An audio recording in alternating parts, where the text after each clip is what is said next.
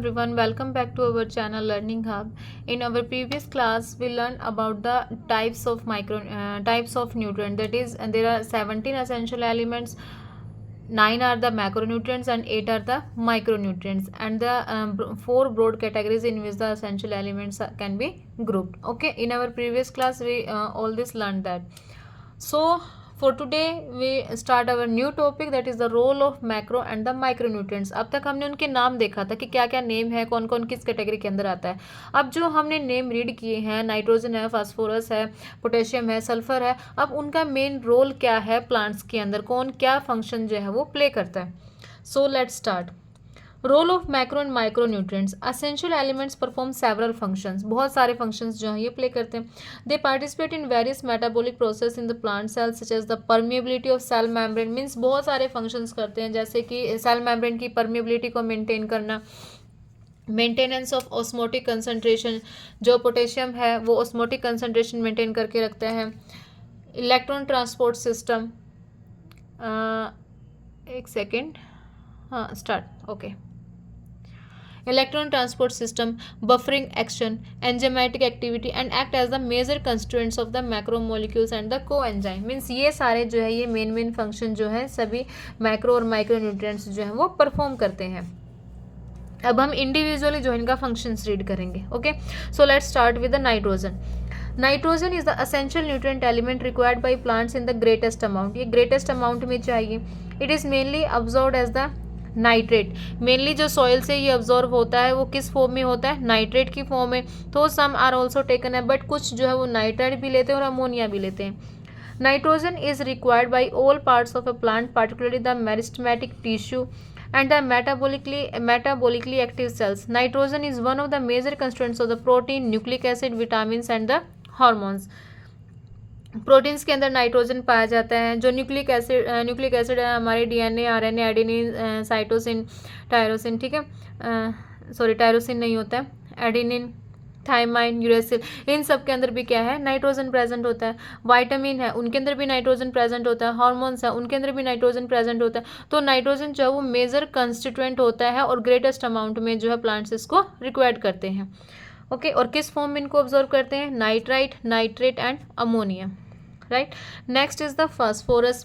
Phosphorus is observe by the plants from the soil. कहाँ से observe करते हैं, सॉइल से ऑब्जर्व करते हैं. और किस फॉर्म में करते हैं, फॉस्फेट आयन की फॉर्म में, H2PO4 और HPO4 two negative. Phosphorus is a constituent of, किसका कंस्टिट्यूएंट होता है, ये मेन सेल मेम्ब्रेन का कंस्टिट्यूएंट होता है. ऑल न्यूक्लिक एसिड, जितने भी न्यूक्लिक एसिड है उनके अंदर, ATP के अंदर भी फास्फोरस प्रेजेंट होता है, न्यूक्लियोटाइड्स के अंदर, and is required for all the phosphorylation reaction. जितनी भी फॉस्फोरिलेशन रिएक्शन होती हैं उन सभी के अंदर फास्फोरस जो है वो आपका प्रेजेंट होता है. राइट. मीन्स अगर नाइट्रोजन का हम देखते हैं तो नाइट्रोजन मेन चीज़ें इसके अंदर याद करनी है कि आपको पूरा पैराग्राफ याद नहीं रखना है. मेन चीज़ें, नाइट्रोजन किस फॉर्म में ऑब्जॉर्व होता है, nitrate, nitrite and ammonia, and it is essential for the metabolically active cell. Right, इतना हो गया. नेक्स्ट क्या है, phosphorus. Phosphorus is obtained in the form of phosphate ions in the form of H2PO4 and HPO4 two negative and is required for all the phosphorylation reactions. सभी जितनी भी phosphorylation reactions होती हैं ये सब के लिए मैंडेटरी होता है. Next is the potassium. Potassium किस में होता है, पोटेशियम आयंस की फॉर्म में होता है in plant. This is required in more abundant quantities in the meristematic tissue, buds, leaves and the root tips. Potassium क्या करता है भाई, जहाँ पे पोटेशियम की बात होती है वहाँ तो एनायन और कैटाइन की बैलेंस की भी बात होगी. एनायन और कैटाइन बैलेंस के लिए भी यूज़ होता है, प्रोटीन सिंथेसिस के लिए यूज़ होता है, मेनली स्टोमेटा की ओपनिंग एंड क्लोजिंग के लिए भी होता है. Okay, activation of enzymes and the maintenance of the turgidity of the cells. So potassium क्या, पोटेशियम आयंस की फॉर्म में हम इसको ऑब्जर्व करेंगे, प्लांट्स इसको ऑब्जर्व करेंगे. कहाँ पे प्रेजेंट होता है, मतलब इसकी क्वांटिटी ज़्यादा कहाँ प्रेजेंट होती है, मेरिस्टेमेटिक टिश्यूज़ के अंदर, buds, leaves and root tips के अंदर. और कहाँ पर, एनायन कैटाइनिक बैलेंस को करने के लिए, प्रोटीन की सिंथेसिस के लिए, opening and closing of stomata के लिए होता है, and the maintenance of turgidity of cell. Right. Calcium. Calcium को हम किस फॉर्म में ऑब्जर्व करते हैं, कैल्शियम आयंस की फॉर्म में. Calcium is required by the meristematic and differentiating tissues. Meristematic और डिफरेंशिएटिंग टिश्यूज के लिए होता है. कैल्शियम जो है ड्यूरिंग सेल डिवीजन होता है and it is used in the synthesis of cell wall during the calcium pactate in the middle lamella. Calcium pactate in the middle lamella. It is also needed during the formation of mitotic spindle. It accumulates in older leaves. में जो older leaves होते हैं उनके अंदर accumulate हो जाता है. It is involved in the normal functioning of the cell membrane. It activates certain enzymes and plays an important role in regulating metabolically activities. तो यहाँ पे हम कैल्शियम का हमें कौन कौन सा फंक्शन याद करना है कि ड्यूरिंग सेल डिवीज़न हमें इसके रिक्वायरमेंट होती है, particularly as the calcium pectate in the middle lamella. और कहाँ पे नीड होता है? Needed during the formation of mitotic spindle. इतना हम कैल्शियम के अंदर जो है वो लर्न कर सकते हैं. Next is the magnesium. Magnesium it is observe by the plants in the form of divalent ions की फॉर्म में हम इसको ऑब्जर्व करते हैं, डाईवैलेंट आयंस की फॉर्म में. Okay. And it activate the enzyme of respiration, photosynthesis chlorophyll का जो स्ट्रक्चर है उसके अंदर मैग्नीशियम प्रेजेंट होता है फोटोसिंथेसिस के लिए, right. And it is the synthesis and involve in the synthesis of DNA and RNA. Magnesium is the constituent of ring structure of chlorophyll. यही आ गई ना वही बात जो मैंने आपको बताया कि मैग्नीशियम क्लोरोफिल के रिंग स्ट्रक्चर के अंदर प्रेजेंट होता है and helps to maintain the ribosome structure. और ये राइबोसोम के स्ट्रक्चर को भी मेंटेन करने के लिए होता है. मींस अगर मैग्नीशियम की कंसंट्रेशन प्रेजेंट होती है तो जो स्मॉलर यूनिट होती है और जो लार्जर यूनिट होती है वो आपस में क्या हो जाएगी? ज्वाइन होती है. और अगर मैग्नीशियम की कंसंट्रेशन ज़्यादा है तो ये जॉइंट होती हैं दोनों यूनिट्स, और अगर इसकी कंसंट्रेशन कम है तो दोनों यूनिट्स क्या हो जाती हैं? सेपरेट हो जाती हैं. क्या हो जाएंगी? सेपरेट हो जाएंगी. तो ये राइबोसोम के स्ट्रक्चर को भी मेंटेन करने के लिए इंपॉर्टेंट होता है. इसके अंदर हम दो चीज़ें याद रख सकते हैं कि मैग्नीशियम इंपॉर्टेंट होता है फोटोसिंथेसिस के लिए, क्लोरोफिल के रिंग स्ट्रक्चर में ये प्रेजेंट होता है, और राइबोसोम के स्ट्रक्चर को मेंटेन करने के लिए भी ये रिक्वायर्ड होता है, right. Next is the sulphur. Plants obtain sulphur in the form of sulphate. किस फॉर्म में करते हैं हम इसको? Sulphate. Sulphur is present in 2 amino acids, cysteine and methionine, and in the main constituents of the several coenzymes, vitamins, thiamine, biotin, coenzyme and the ferredoxin, right. Next is the iron.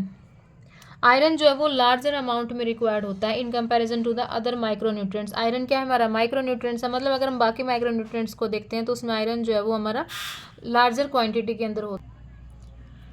It is an important constituents of proteins involve in the transfer of electrons like ferredoxin and cytochromes. कहाँ पर होता है ये? जहाँ पे electron transfer होते हैं like ferredoxin and cytochromes, वहाँ पे भी रिक्वायर्ड होता है. It is reversibly oxidised from Fe2 positive to Fe3 positive during the electron transfer. It activates catalase enzyme and is essential for the formation of chlorophyll. Iron कहाँ पर essential होता है? for the formation of chlorophyll. larger amount में required होता है and ये involved होता है in transfer of electrons like ferredoxin and cytochromes, and it is essential for the formation of chlorophyll. Okay, let's move to the next phase.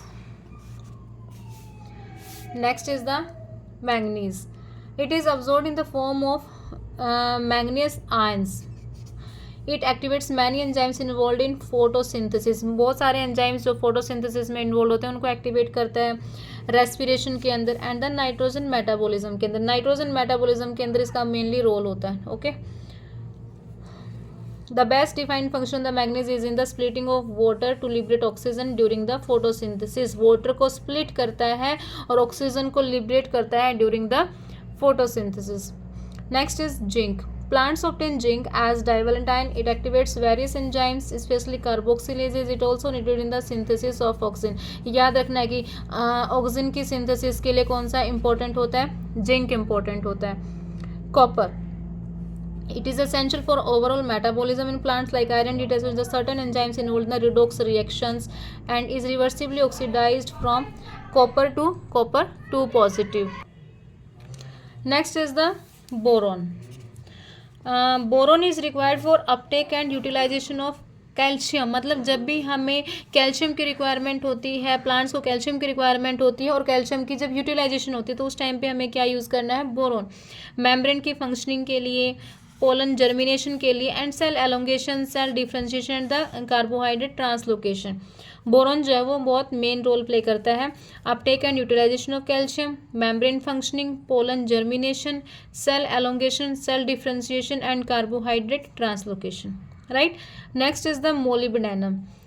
Plants obtain it in the form of molybdate ions, किस form में करते हैं, molybdate ions की form में। It is a component of several enzymes including, several enzymes का एक component है nitrogenase, nitrate reductase, both which participate in the nitrogen metabolism. Nitrogen metabolism के अंदर मोलिब्डेनम जो है वो अपना रोल प्ले करता है। ओके यहाँ पे भी हमने मोलिब्डेनम का एक रोल देखा था, नाइट्रोजिनेज एक्टिव, नाइट्रोजन मेटाबॉलिज्म ये भी था जो एक्टिवेट, मतलब ये नाइट्रोजिनेज एंजाइम की एक्टिविटी को एक्टिवेट करता है for the nitrogen fix metabolism. Next is the chlorine, it is absorbed in the form of chloride anion. Along with sodium and potassium, it helps in determining the solute concentration and the anion-cation balance in the cell. It is essential for the water splitting reaction in photosynthesis, a reaction that leads to the oxygen evolution. मतलब chlorine कहाँ पर होता है, ये water को split करता है जब आपकी जब प्लांट्स के अंदर फोटोसिंथेसिस परफॉर्म होती है तो वहाँ पे वाटर को स्प्लिट कर देता है, और वाटर जब स्प्लिट होता है तो वहाँ से क्या इवोल्व होता है, हमारा ऑक्सीजन इवोल्व होता है। और एक और एंजाइम था जो manganese, right, manganese and chlorine, ये दोनों जो है वो वाटर को क्या करते हैं, स्प्लिट करते हैं ड्यूरिंग फोटोसिंथेसिस, और क्या निकलता है वहाँ से, ऑक्सीजन इवॉल्व होता है। So these are the functions of minerals elements, मतलब माइक्रो न्यूट्रिएंट्स और जो मैक्रो न्यूट्रिएंट्स जो प्रेजेंट होते हैं, इनके ये इंडिविजुअली फंक्शंस हैं जो हमें पता होना चाहिए कि कौन सा एलिमेंट जो है वो कौन सा फंक्शन परफॉर्म करता है। सो यही थी आज का क्लास में हमारा टॉपिक कि क्या क्या रोल है मैक्रो एंड माइक्रो न्यूट्रिएंट्स के। आई होप ये आपको क्लियर हो गया होगा। इसकी जो डेफिशिएंसी है और जो टॉक्सिसिटी है वो हम नेक्स्ट क्लास के अंदर कंटिन्यू करेंगे। So thank you.